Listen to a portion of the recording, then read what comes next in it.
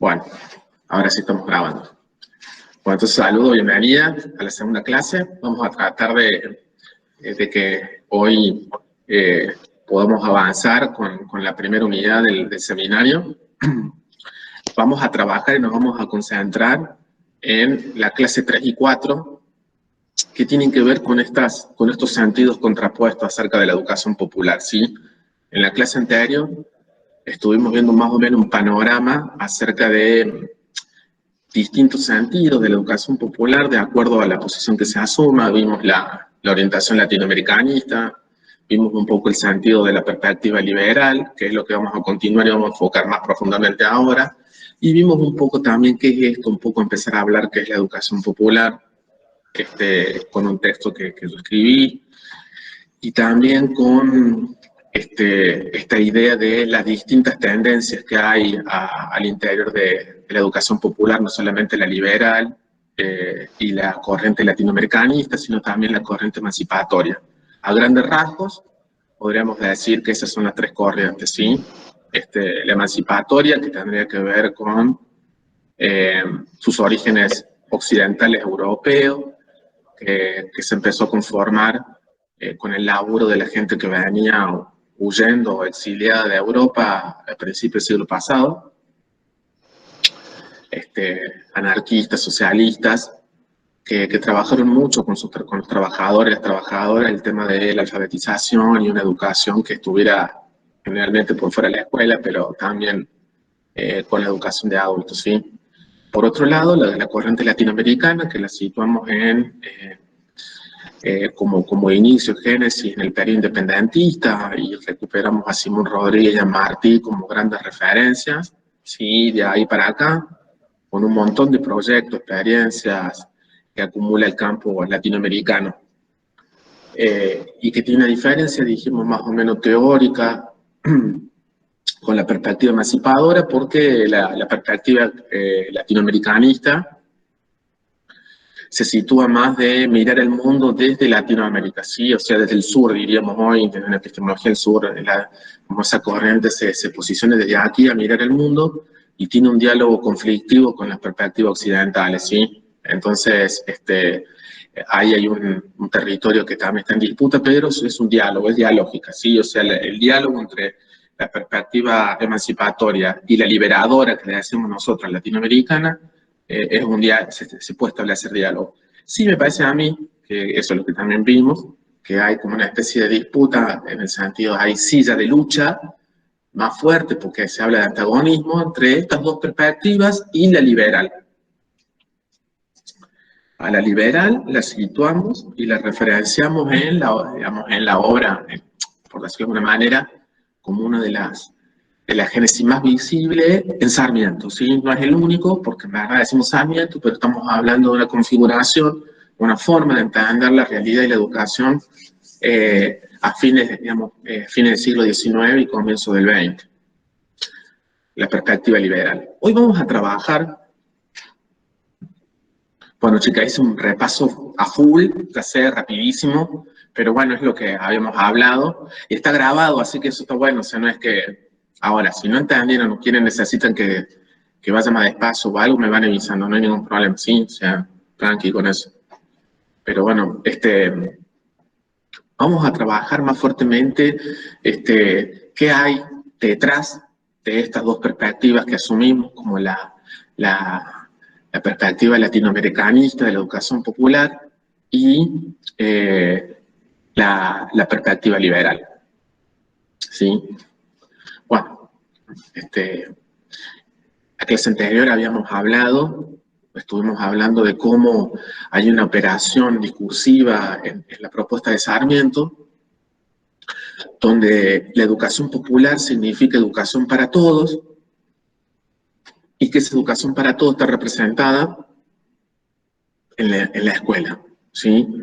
En la escuela como el espacio de socialización y educación de los sectores populares de Argentina. Algo que de alguna manera, ustedes saben muy bien, tiene un filtro, tiene un recorte muy grande, porque bueno, o sea, el pueblo es lo que representa Sarmiento, en verdad, tienen lugar pocos sectores sociales, ¿sí? Acuérdense, ¿no? Sarmiento planteaba esta idea de quiénes eran los sujetos educables y en su visión había muchas personas que no entraban, o sea, que eran casi como abono para la tierra, ¿no? Estamos hablando de los pueblos originarios, estamos hablando de toda la cuestión afro y afrodescendiente, ¿sí? Los esclavos, o sea, los gauchos, todo eso no conformaba, por lo menos para Sarmiento, la imagen de lo que él entendía que tenía que ser la Argentina, ¿no? La sociedad argentina. Más vale que difícilmente era sostenible un proyecto tan cerrado, digamos, en ese sentido, y bueno, la lucha de la clase media y los sectores también que tenían acceso a la educación hacía que se fueran abriendo y expandiendo el sistema educativo, ingresando nuevas capas sociales, ¿no? Con lo cual, bueno, eso habilitaba a un poquito más de diversidad y a un proyecto un poquito más inclusivo, pero no hay que dejar de olvidar justamente eso, que el proyecto de educación para todos de la matriz sarmientina no era un proyecto en su inicio, un proyecto inclusivo, altamente inclusivo, no, digamos, era restrictivo, ¿sí? Eso por un lado. Y también esta operación discursiva que les decía, cómo la idea de la escuela como educación popular, o sea, la propuesta estatal, ¿sí? La propuesta educativa estatal como la educación popular. Les comenté del libro de Sarmiento, que se llamaba así, donde hay todo un plan, todo un recorrido, una fundamentación teórica, metodológica, propositiva de cómo tienen que ser las escuelas en Argentina y en Chile, porque Chile le pagó para hacer todo eso. Entonces, por un lado esto, ¿no? Ahora, ¿qué vamos a ver? Vamos a ver, avanzando un poquito, más vale, que hablamos de Sarmiento como el iniciador, pero que la corriente o la matriz liberal de la educación popular la podemos rastrear hasta hoy, ¿no? O sea, no es una perspectiva, una forma de entender la educación popular que se haya agotado en el pasado, que ya se ha pasado, no, está presente, está vigente en la agenda, en el sentido común, ¿sí? En gran parte de la gente se sigue sosteniendo que la escuela, que la educación popular es la educación para todos y que eso esconde esto que le estuve comentando recién, ¿no? Entonces, vamos a decir, y ahí vamos a hablar de las cuestiones de los supuestos teóricos de la corriente liberal, ¿sí? Bueno, algo dijimos, pero ahora vamos a profundizar.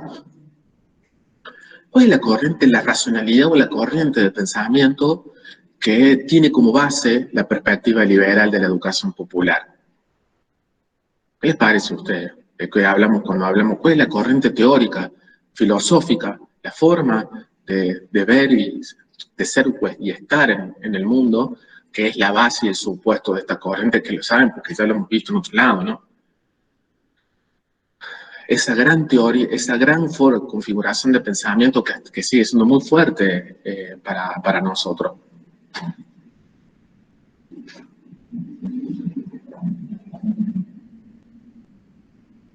Cuando yo les digo liberalismo,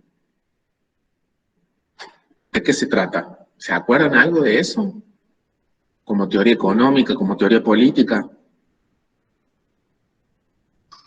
Recuerdo con respecto a lo económico. A ver qué recuerdas, a ver. Y bueno, básicamente que se dejaban ingresar productos extranjeros y por ahí los productos nacionales no podían competir con los precios de esos extranjeros. Sí, entonces, pero ¿en qué época sitúa eso que estás diciendo? Perdón. ¿Te acordás de qué época estás hablando? Se podría decir de que estábamos copiando o trayendo de otros lugares la educación para implementarla acá o hacer una copia de lo que se hacía en otros lados. Sí. Eso es Sarmiento. Claro, que de hecho trajo maestras estadounidenses. Claro. Para que dictaran, sí. Sí, o sea, ahí hay una clave para pensar también justamente esta teoría política y esta racionalidad que les digo, porque bueno, Sarmiento veía que en verdad el modelo a seguir de desarrollo y de progreso, y esa idea fundamental, era Europa y sobre todo Estados Unidos, ¿no? Entonces, claro, o sea, el sistema educativo, digamos, fue a conocer y a copiar, supuestamente según su óptica, lo mejor que tenía en esto para hacerlo en Argentina. Y bueno, profe, o sea, podríamos decir que tiene que ver con el sistema capitalista, ¿puede ser? Sí, sí, sí, estamos hablando de eso. Sí, sí, sí. Bueno, en verdad, uno, cuando decimos liberal, yo les preguntaba por lo liberal, porque claro, o sea, tiene que ver con el liberalismo económico y político, como esto decías bien vos, situado allá, vamos, fines del siglo XIX, justamente cuando se va constituyendo ese Estado-Nación, que el sistema educativo ingresa en ese proceso de construcción del Estado-Nación, y donde, bueno, o sea, Argentina ingresa al mundo, o se sitúa en el mundo como un país proveedor de materias primas y consumidor, por supuesto, de productos elaborados, ¿no? Lo que genera, o decimos de otra manera, que Argentina ingresa al mundo como un país dependiente, ¿sí? Profe, disculpe, ¿no se refiere a que tendría que ser una educación basada en lo que el gobierno pretendía, como que para que, digamos, como cuando se hacía eso, los libros de Sarmiento, esas cosas?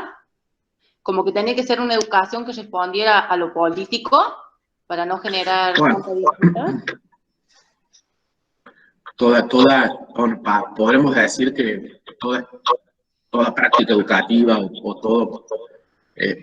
toda propuesta educativa siempre tiene un interés político, se responde a un interés político, y eso tiene que ver también con que hablamos la semana pasada, decimos justamente que la educación popular explicita su componente, que la educación es una práctica política, ¿sí? Y denuncia a otra corriente, como la corriente liberal, que lo que hace es ocultar justamente sus intereses políticos bajo una cierta neutralidad. Entonces, bueno, pero esto, digamos, partiendo de esto, ¿no? Que toda práctica educativa es práctica política también. Ah, bueno. Y eso sirve para poder entender, digamos, bueno, o sea, que toda práctica educativa tiene un componente político, ¿sí? Porque la práctica educativa, la finalidad que tiene es la transformación de los sujetos, digamos, la formación de los sujetos. Y eso nunca fue ni será una acción neutral, ¿sí? Siempre se hace desde una concepción de la mujer, del hombre, del mundo, del conocimiento. Y entonces ahí es donde divergen las corrientes pedagógicas y por supuesto también los enfoques pedagógicos, ¿no?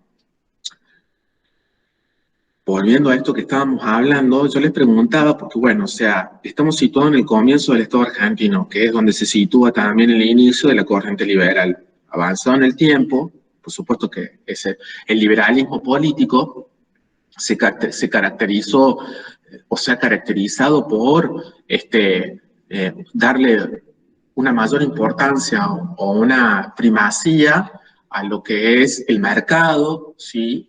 El mercado, el desarrollo del mercado. Cuando hablamos de mercado, estoy diciendo bueno, uno podría decir ahora las empresas, los circuitos productivos bajo una lógica capitalista, ¿no? ¿Sí? ¿Se entiende? O sea, digamos, siempre el liberalismo económico y político le dio primacía al mercado por sobre la intervención del Estado, ¿sí? O sea, como teoría política, el liberalismo plantea que el Estado no debiera intervenir o debiera intervenir lo mínimo posible, ¿sí? Que después cuando vamos a ver en el eje 3, que el neoliberalismo es como la exacerbación de estos principios, ¿no? Neoliberalismo hablando más de una cuestión más actual. Pero esa, más o menos, digamos, imagínense que estamos hablando entonces de un Estado de una concepción de Estado, una concepción de política que da primacía al mercado, que da primacía justamente a los intereses privados por sobre lo público y estatal. Entiende que el dinamismo económico está protagonizado por estas empresas privadas, ¿no? Entonces, bueno, o sea, eso lo que generan son estados, son sociedades desiguales, donde se concentra la riqueza en pocas manos y hay una gran parte de la población que evidentemente accede o accede mínimamente o no accede a las condiciones básicas de vida. De ese lugar, uno podría decir que, bueno, o sea, que tiene también otro rastro de pensamiento, puede ser, digamos, no lo he dicho todavía, ¿no? Pero básicamente la corriente de pensamiento que le sirve de base al pensamiento liberal de la educación popular, el positivismo, ¿sí? Y es lo que vamos a hablar.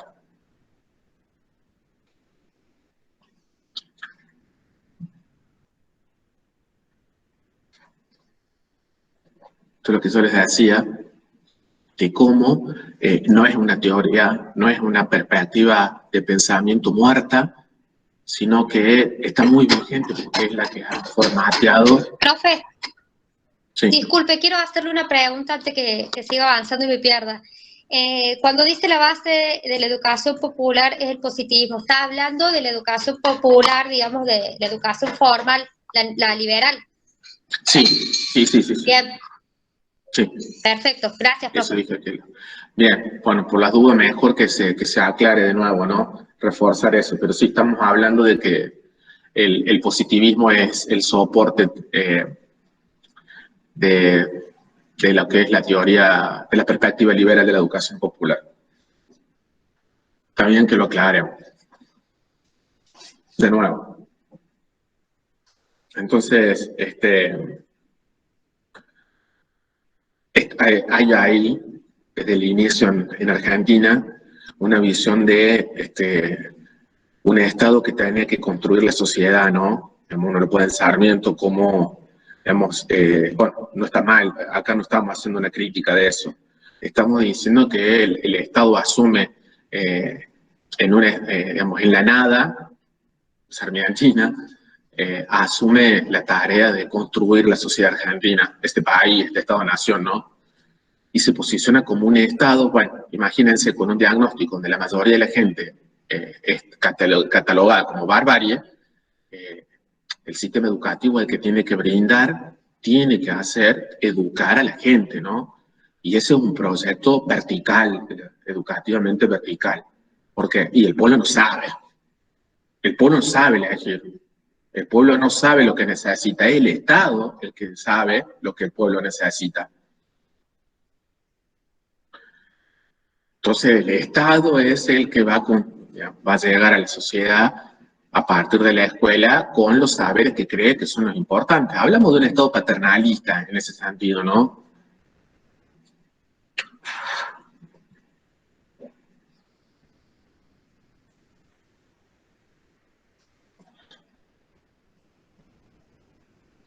Ese Estado paternalista, esta visión digamos, bueno, la escuela pública tiene un rol fundamental, pero desde este lugar. Un diseño curricular, un currículum verticalmente establecido, donde el pueblo es visto como a quien se dona, a quien se entrega y no tiene la capacidad de pensar por sí mismo. Esta visión de la educación popular liberal atraviesa varias posiciones políticas. De hecho, digamos, en algún punto esta visión paternalista de la educación popular uno la puede ver en los dos primeros gobiernos peronistas, ¿no? También. Sí. De otra manera, pero también está esta visión paternalista. Perón sabe lo que necesita el pueblo. Perón interpreta al pueblo. El peronismo interpreta al pueblo. No es necesario que el pueblo hable, porque son cosas que se decían, digamos, no es que le estoy inventando, pero, a ver, otra vez vuelvo a decirles, no estoy diciendo que eso, de hecho, hay que reconocer que los dos gobiernos de Perón han sido de los gobiernos que más han hecho por la educación pública en Argentina, ¿sí? O sea, deberíamos decir también que antes de, digamos, la gran consolidación de un sistema público educativo se hizo con Perón, no antes. Por supuesto que hay contribuciones importantes, como pueden ser que también los gobiernos radicales, pero si hay alguien que apostó mucho por la educación pública y el sistema educativo fue el peronismo, ¿no? Digamos, lo hizo de un lugar también paternalista, digamos, más vale, y uno podría entrar a discutir también cuál era la concepción pedagógica de ese proyecto que bueno, que tenía componentes ideológicos también conservadores, casi ligados al fascismo, ¿no? Como puede ser la eugenesia y un montón de cosas que están declaradas en las leyes de esa época. La idea del deporte y la práctica del deporte social como regulador social. Bueno, hay mucho, pero sin embargo, no debemos dejar de reconocer que fue un avance o fue una contribución muy importante, ¿no? Profe, Sí. una pregunta, porque bueno, el gobierno peronista también, o sea, a los trabajadores le otorgó muchos derechos, pero a lo que iba yo, fue en ese gobierno que se implementaron las escuelas, ay, no me sale la palabra, técnicas. ¿Puede ser en ese gobierno, en el de Perón? Bueno, la educación técnica explotó en estos gobiernos, ¿no? Tuvo un avance muy importante hasta la creación de la universidad, de lo que después se va a llamar la Universidad Tecnológica Nacional, se conoce hoy, que surgieron también en el peronismo, ¿no? Son una construcción del peronismo, digamos, polémico en ese tiempo, porque Perón, al no poder, supuestamente en su visión de que las universidades nacionales eran territorios conservadores, hizo como un sistema paralelo para los trabajadores, para los obreros, ¿no? Y ahí es donde nacen las universidades obreras, la Universidad Obrera Nacional, la UON, que después se va a llamar UTN, ¿no? Pero, digamos, polémico porque digo, es como que generó una división fuerte entre quienes accedían a una y a otra, ¿no? Pero sin embargo, más allá de eso, hubo una fuerte apuesta a la educación técnica porque también hubo una apuesta a otra forma de gobierno y de concepción política y social, ¿no? Estamos hablando de un estado cuasi de bienestar, propio del momento histórico que le tocó, que era ese momento, o sea, posguerra, estado cerrado, una crisis mundial por las guerras mundiales, y bueno, o sea, es lo que se llama una sustitución de importaciones a media, ¿no? Lo que hizo Argentina, con lo cual si iba a hacer un desarrollo, aunque sea incipiente, de su industria nacional, necesitaba mano de obra calificada. Entonces, la escuela técnica viene a ser parte de ese engranaje también, ¿no? Pero esto que le estoy contando no tiene que ver, o sea, el peronismo no puede ser incluido en la perspectiva liberal, que estamos hablando de la educación popular o de pensamiento. No fue un gobierno liberal el de Perón, fue otra cosa, ¿no? Como un gobierno liberal, sí, podemos meterlo al primer gobierno radical, y después podemos hablar de los gobiernos de facto también, ¿me entienden? Pero como no lo estamos ligando directamente a la historia de la educación en Argentina, sino que estamos haciendo como piques, lo que le estoy diciendo es esto, ¿no? O sea, volvamos a decir, a ver, o sea, las características propias de una educación liberal, o una perspectiva de la educación liberal, son la primacía del mercado o la privacidad de lo privado por sobre lo público, ¿sí? Es decir, un Estado mínimo, un Estado que casi no interviene y que, digamos, promueve el libre juego, la libre competencia del mercado. Y que eso es lo que permite el bienestar general.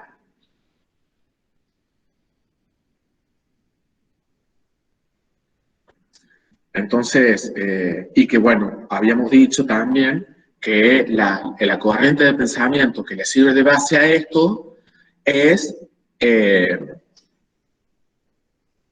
positivismo. Y ahora vamos a hablar del positivismo. Pero bánquenme un toque, vamos a hacer una pausa, ¿sí? Que tengo que mover unas cosas acá y ya volvemos. Puede ser que se tomen una pausita de 5 o 10 minutos, ¿ah? Y Sí, ahí profe. entramos con positivismo. Bueno, tómense un recreo. Sí, profe. Bueno. A ver, voy a ver si esto se puede pausar o no. Bueno, si también no se puede. Profe, ¿me puedo hacer una pregunta antes de pausar? Sí, más vale. Yo necesitaría retirarme 7:30 porque tengo prácticas ahora a las 7:30. Después puedo ver la clase, ¿no? Pero más vale, no hay problema. Bueno, eso, gracias. No, por favor. Bueno, bánquenme. Ahí va. Entonces dijimos que vamos a meternos con lo que es el positivismo. Miren, como para iniciar el debate, les voy a compartir por el chat este pequeño video que van a ver en YouTube y que a la vuelta vamos a tomar como punto de partida para discutir esas ideas, ¿sí?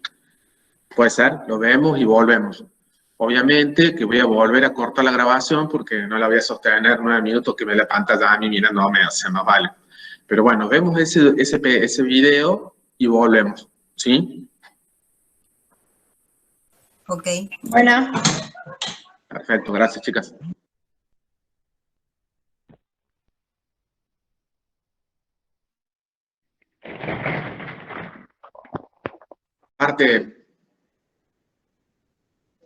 Me parece que la última parte del video ya no nos estaría sumando relevancia, así que si llegaron hasta los 8 minutos y medio ya podrían, volvamos. Pero sí tenemos algunos principios básicos, presupuestos básicos de qué es el positivismo y por qué decimos, fíjense cómo hasta el mismo video que retoma cuestiones educativas de Argentina, sitúa justamente cómo el positivismo es una de las filosofías con las cuales se funda el Estado educador, ¿sí? Entonces, vamos a volver con algunas cuestiones que me parecen importantes y que tenemos que reforzar, pero que ya tenemos una mini base, ¿no? Entonces, ¿cómo se dice, no? Podremos decir que el positivismo es una racionalidad. ¿Qué significa una racionalidad? Es una forma de sentir, pensar y estar en el mundo. Es una concepción, es una forma de ordenar y tratar de hablar de lo que es el mundo, la vida, ¿sí? De los procesos que se dan en la realidad. Es decir, que no es solamente, justamente, una corriente filosófica, ¿sí? Sino que también, y sobre todo, es una corriente política. Como corriente política y surgida en la modernidad occidental, fue determinante para el avance de lo que es el capitalismo, ¿sí? Digamos, y uno podría decir también de lo que ha sido el avance de la burguesía a nivel mundial en Europa, ¿no? Más vale, fue la filosofía, la corriente de pensamiento de base para la expansión de todo lo que significaron la técnica y la ciencia al servicio de lo que hoy podríamos decir globalización, ¿sí? Digamos, cómo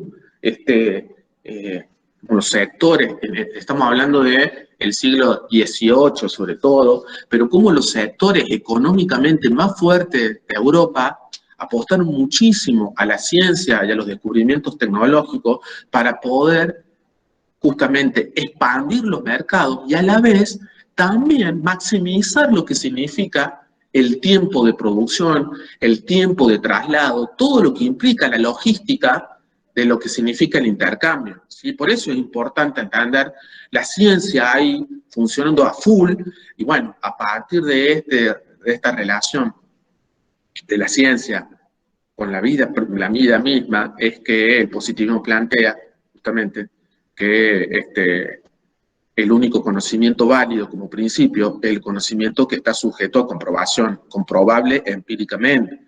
Ese es un supuesto, digamos, fuerte, ¿no? Todo lo otro para Comte y para el positivismo es metafísica, ¿sí? De hecho, el positivismo, Comte dividió la historia del mundo en 3 estadios, digamos, no lo recuerdo bien, había un estadio que era creo que era el de las tinieblas, el metafísico y el científico o el positivo, ¿no? Para él, la humanidad había llegado, digamos, estaba llegando a lo que era el estado positivo que estaba regulado por este conocimiento, esta forma de entender la realidad que es la ciencia, y describía como el estado metafísico al estado medieval, ¿no? A la sociedad medieval regulada por la teocracia, digamos, por la iglesia y la religión como formas de ver la vida, ¿sí? Y dejaba ese estado que les decía recién para lo que era la prehistoria, digamos, la historia antigua, ¿no? Digamos, que ni le importaba, digamos. Entonces, eso establecía una jerarquía, una escala que iba hacia arriba, ¿no? Y fíjense cómo esa idea coincide justamente con el principio político fundamental del positivismo, que es el orden y el progreso. Dicho de otra manera, el progreso ordenado, ¿sí? Para el positivismo no hay progreso sin orden. ¿Qué teoría plantea una cosa diferente? La teoría crítica. El materialismo histórico, o sea, lo que es el pensamiento marxista que dice que la revolución como garantía de transformación es violenta, ¿no? Acá hay dos teorías políticas muy antagónicas, pero el positivismo planteaba eso. No es posible crecer sin orden, ¿sí? Entonces, obviamente que se constituye en una teoría política reformista. Pero sobre todo, y como también lo plantea el video,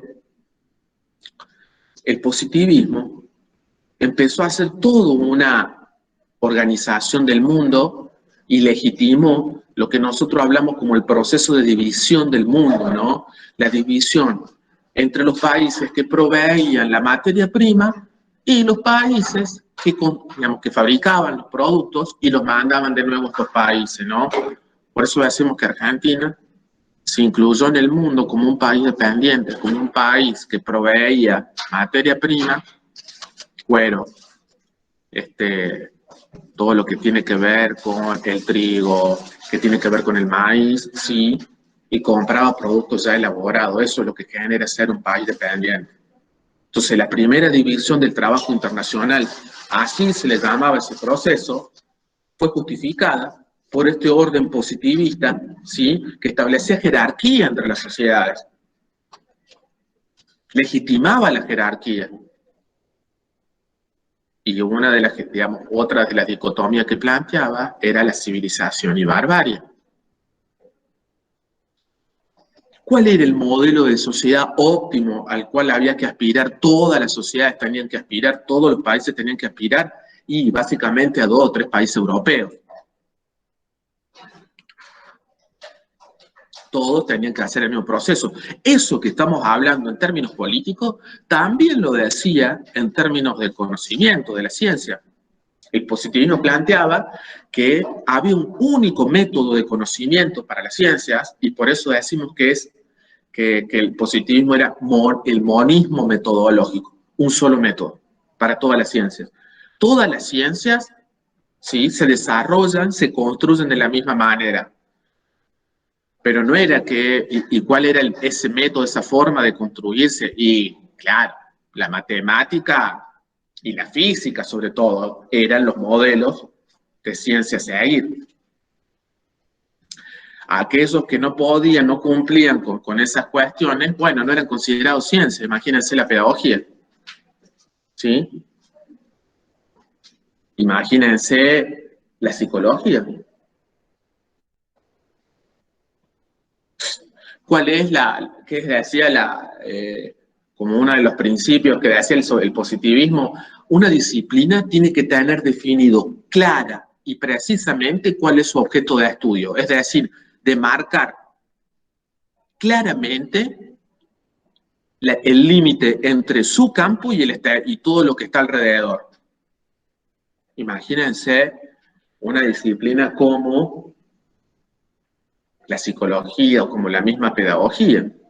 ¿Cómo hace la pedagogía en esa perspectiva para constituirse como ciencia? Es casi imposible. Al igual que la didáctica, ¿no? Más vale. ¿Por qué? Porque básicamente son disciplinas multireferenciales. O sea, la pedagogía incluye saberes psicológicos, económicos, políticos, sociológicos, antropológicos. Pero aparte, había otro principio sumamente importante que el positivismo planteaba entre el conocimiento científico, su filosofía y la política: la neutralidad. Las disciplinas científicas son especulares, son neutrales, no toman partido, decían. Eso se trasladó a lo social. Y hoy seguimos hablando todavía de que hay que ser objetivo. Esto es lo que planteaba el positivismo, ¿no? Hay que ser objetivo. Las ciencias son conocimientos objetivos. ¿Qué son un conocimiento objetivo? Que no interviene, que no valora la realidad que está estudiando.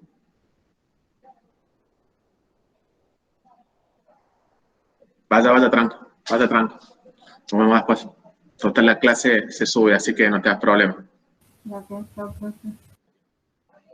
Entonces, mira, imagínense lo que esto significó, que hasta el día de hoy no soy objetivo cuando estoy hablando de esto. En verdad, bueno, la ciencia avanzó mucho, la epistemología también, y hoy, difícil, digamos, sabemos que el posicionamiento que asumimos no puede ser objetivo. Tiene que ver con nuestra historia, ¿sí? Con nuestra formación, con nuestra trayectoria. Y la ciencia no es objetiva. Hoy hasta la matemática, la física, cuestionan el principio de neutralidad o de objetividad, ¿sí? Siempre hay una relación con el objeto que se estudia. Lo que hizo el positivismo es separarme a mí de la realidad. O sea, al separar al sujeto del objeto de la realidad, lo que hizo fue constituir dos campos muy diferentes. Entonces yo soy diferente a lo que me rodea. No tengo nada que ver con eso. Ahí está la objetividad.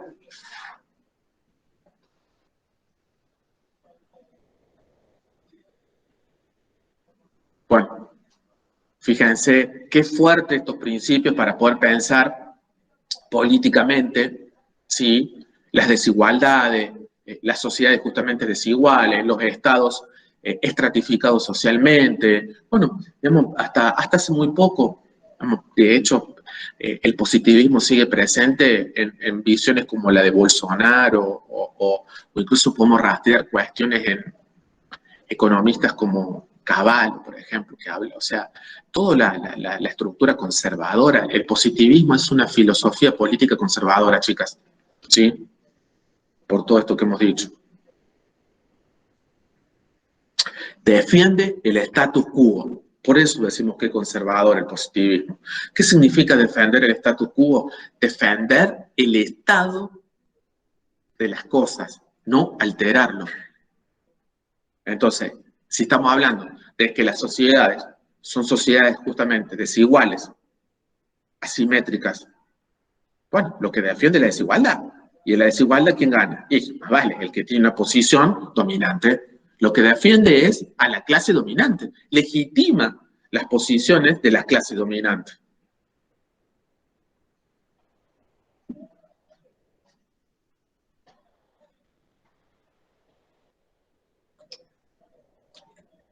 Entonces, la meritocracia como concepción educativa está ligada a esto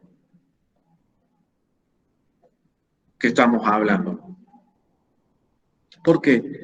Porque aísla a un sujeto, a una sujeta de todo lo que lo rodea. Entonces viene acá este enunciado, esta máxima tan cara a nuestros días, digamos, ¿no? Cuando decimos, bueno, a ver, cuando alguien dice, todo lo que tengo, lo tengo porque me rompí ¿sí? Si alguien no tiene nada es porque no lo hace, porque no tiene ganas. Eso es un juicio moral, un prejuicio moral asentado en la meritocracia, ¿sí? Digamos, ¿por qué? Y porque concibe que los otros, mujeres y hombres en una sociedad como la Argentina, tenemos las condiciones, tenemos una libertad absoluta, no hay condicionantes para justamente hacer lo que queramos. No existe sociedad liberal esa. Nuestras sociedades no son así, son sociedades sumamente asimétricas. Entonces, si uno empieza mucho más atrás, y puede llegar allá adelante, pero va a llegar uno.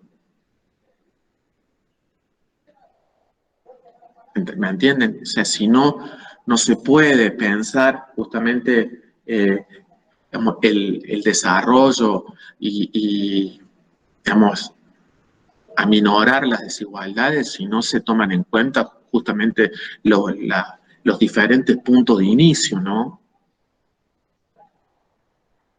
Entonces, por esto que estamos diciendo, la educación popular en esa matriz positivista liberal es una educación, digamos, ligada a un proyecto que es educación para todos, pero que es la educación pública, digamos.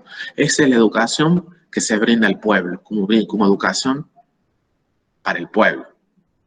La educación estatal, sin justamente ahondar más que en eso, como si la educación, si el sistema educativo justamente no fuera desigual, ¿no? Eso es lo que estamos diciendo. El sistema educativo es altamente desigual.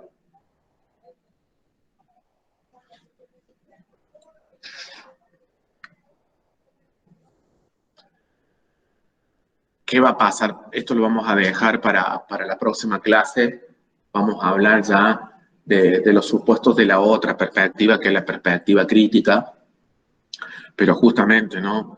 La reacción de la educación popular latinoamericana es el cuestionamiento de estos supuestos, ¿sí?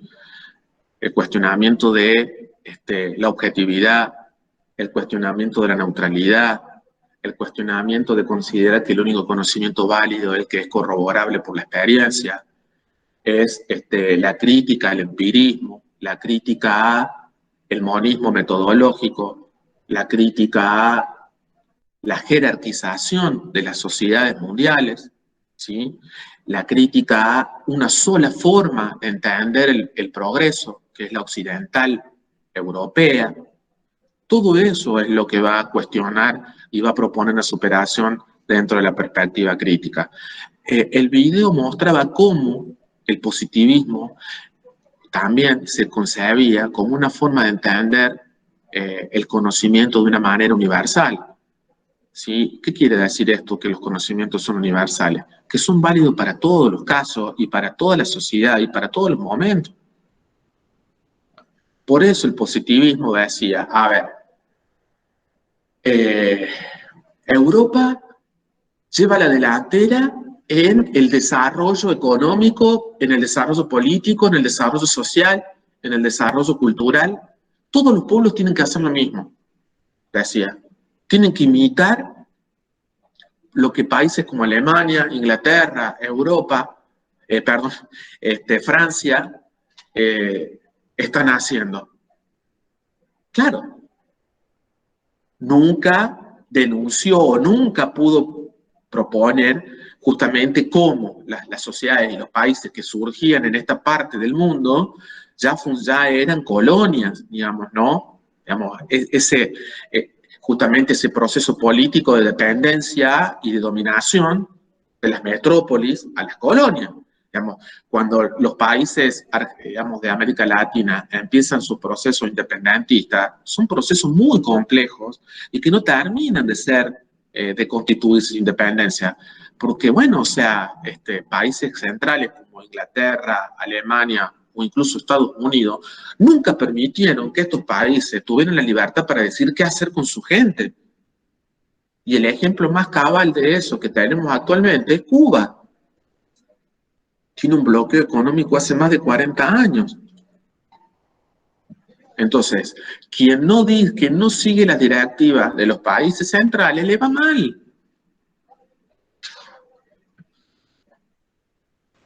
Profe, Sí, sí, una consulta, según lo que estaba comentando, me acordaba de lo que decía Simón Rodríguez acerca de que América no debía imitar, obviamente, a las grandes obras, digamos, europeas, junto con José Martí, que también hacía Martí, sí, referencia más o menos a lo sí, mismo.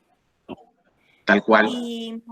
Y me acuerdo también de que había 3 referentes que hablaba de la educación, digamos que posibilitaban un cuestionamiento a la educación instrumental del neoliberalismo positivista, que hacía referencia a Mariátegui, que era el marxismo indigenista. Había otro que hablaba de la educación rural, que era Vasconcelos, y Gabriela Mistral, que lo había mencionado Laura la clase pasada sobre las mujeres, bueno, que no me quedó claro bien qué era lo que había hecho Gabriela Mistral, ¿no? Pero... Bueno, estuviste leyendo mi texto, Eliana. ¿Qué te pareció? no, Eso sí, lo sí, dice mi sí, texto. porque está bueno el texto y justo se me había, digamos, lo que venía narrando, lo que venía diciendo, me hizo acordar lo que había leído en el texto, que lo había planteado, en realidad lo habían planteado las chicas la clase pasada, varias de Claro. las chicas. Sí. Bueno, porque eso que acabas de hacer es una forma de empezar a hilar, a tejer justamente la pedagogía o la educación popular latinoamericana, o un pensamiento educativo propio de estas tierras, ¿no? Pero esto que primero que dijiste, que me parece que está buenazo para el momento que estamos hablando, fíjense ustedes que tanto Martí como Simón Rodríguez, que son previos a Sarmiento, Simón Rodríguez es alguien que se forma en Francia, digamos, Simón Rodríguez es un intelectual que se formó en Europa, chicas, digamos, ¿no? Digamos, se forma en Europa, pero con un nivel digamos, tenía una inteligencia tan impresionante que mucho tiempo antes que Sarmiento creía que Europa era lo que es la que iba, Simón Rodríguez ya veía el ocaso. O sea, Simón Rodríguez en 1700 y pico ya había dicho que Europa era la decadencia. Sarmiento, 50, 60 años después, creía que Europa era el progreso. Fíjense la capacidad de poder ir más allá de la realidad concreta de ese momento en Simón Rodríguez para plantear que América tenía que hacer su propio camino.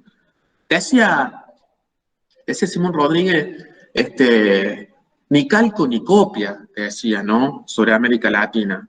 Creación, recreación genuina, decía. Ni calco ni copia de Europa. América Latina no tiene que ser ni calco ni copia, decía Simón Rodríguez. Europa se hizo amontonando edificios, decía.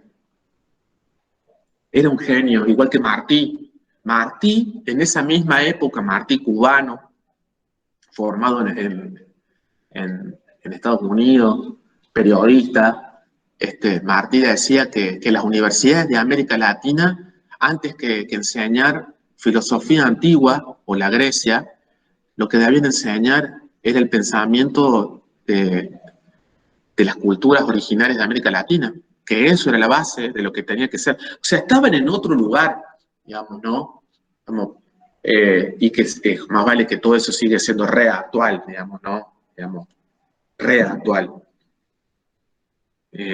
Y es muy loco que sea actual, pero bueno, digamos, porque, a ver, chicas, o sea, en el sentido común de una gran parte de los sectores más acomodados de Argentina, siguen viendo a Estados Unidos y a Europa como la cuestión, digamos, ¿no? O sea, no es que estamos hablando de algo que fue, no.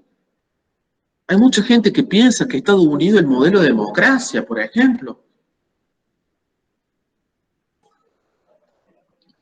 Entonces, digamos, siguen siendo vigentes esas ideas. Profe, Sí.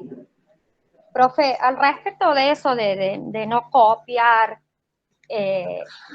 Bueno, yo recuerdo que Belgrano, yo en su época decía que no vendiéramos cuero, sino que vendiéramos las botas, los zapatos hechos. De esto en un sentido económico, pero se relaciona también. Y sí, bueno, Ya en su época.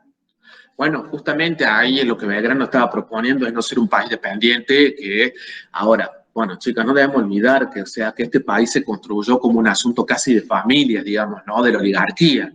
Digamos, cómo se define Argentina, su ingreso en el mundo en esa época fue un problema de familias adineradas de Argentina. La oligarquía era una casta que decidió, digamos, y que lo único que le importaba era, digamos, el sostener el estándar de vida que tenía, hizo muy poco, pero no eran nacionalistas, eran recolonialistas, ¿no? Hasta el día de hoy, digamos, hay sobradísimos ejemplos de eso. Se me ocurre más vale que Macri, digamos, la Aguada, son el ejemplo de eso que estamos hablando actualmente, digamos, ¿no? Eso es coloniaje, digamos, pensado en la actualidad. Todo, y peor todavía, ¿no? Pero ahí está concentrado, por ejemplo, esa visión colonial.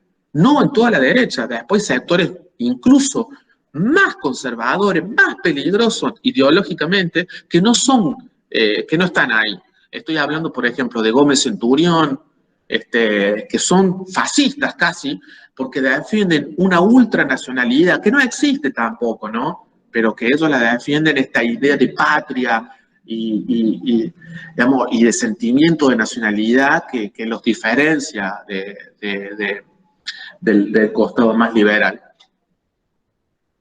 Sin embargo, están juntos. ¿Sí? Interesante por ahí para que después podamos analizar cómo en pleno siglo XXI hay un sector, digamos, joven que tiene posiciones muy retrógradas, ¿no? Digamos, y violentas. Acá en Córdoba tenemos tipos como el Presto y esto, que son, aparte utilizan la red y toda esa bocha, pero digo, pensamientos muy retrógrados, ¿no? Miren, yo no soy peronista, digamos, nunca lo fui, pero en algún momento comprendí que, digamos, pensar la Argentina sin el peronismo es imposible. Muchas de las cosas que nos han sucedido como país, para bien y para mal, tienen que ver con el peronismo. Entonces, no puedo negarlo, hay que comprenderlo, ¿sí? Digamos, pero aparte, porque en términos de lo que han significado como propuestas políticas en la historia argentina, han sido más progresistas que todas las otras, digamos, ¿no? Salvo, por supuesto, gobiernos radicales, que también fueron muy buenos, pero muy pocos. Después Argentina es golpe de Estado tras golpe de Estado. Ese es nuestro país, chica, ¿eh? Y los golpes de Estado y los gobiernos de facto son ideologías conservadoras y liberales. Fíjense, después lo vamos a ver más adelante, en el núcleo 3, cuando veamos el golpe del neoliberalismo se inicia con el último golpe de Estado en Argentina. ¿Qué hacen los milicos? Venden el Estado, empiezan a privatizar.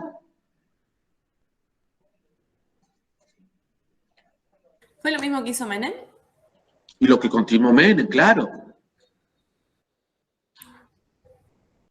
Hay un proceso ahí que se inicia hasta de la Rúa, se corta cuando ingresa el kirchnerismo y se vuelve a abrir con Macri. Ya lo vamos a ver a eso, ahora no. Pero bueno, por lo menos hoy creo que hemos estado pensando el positivismo como el supuesto o la racionalidad detrás de lo que es el pensamiento, la educación popular en su matriz liberal, ¿sí? Así que, chicas, ya es medio tardongo. Si quieren vamos cerrando, salvo que tengan alguna duda. Y bueno, les queda avanzar con la lectura, tienen que avanzar, pasan leyendo. Me doy cuenta cuando leen y cuando no. Así que vayan avanzando porque está bueno que lean, para que estudien, para que también vayan trayendo dudas o aportes y eso enriquece mucho la clase, ¿sí? Así que, miren, ya hay 2 textos que estamos pasando, ¿eh? O sea, ya pasamos el texto que escribí yo como introducción y ya pasamos también, estamos pasando los textos de Díaz Rodríguez. Así que lo que viene es trabajar a Freire y a Núñez Hurtado. Después de eso cerramos el primer eje. Avancen con la lectura, tienen una semana. Después no me digan que no les dije. Bueno, hasta acá, salvo que tengan alguna duda, si no, bueno, cuídense. Estamos en el momento más complicado y encima en una provincia que no nos cuida nunca, menos ahora. Así que hay que tener mucho cuidado, chicas, en serio. Ojalá que esto, bueno, que les llegue el turno para vacunarse rápidamente y que, bueno, que a ver si de una vez por todas se termina. Les mando un abrazo y que tengan una buena semana. Igualmente, profe. Nos vemos. Chao, chao. Profe. Vamos a cerrar la grabación. Bye, bye.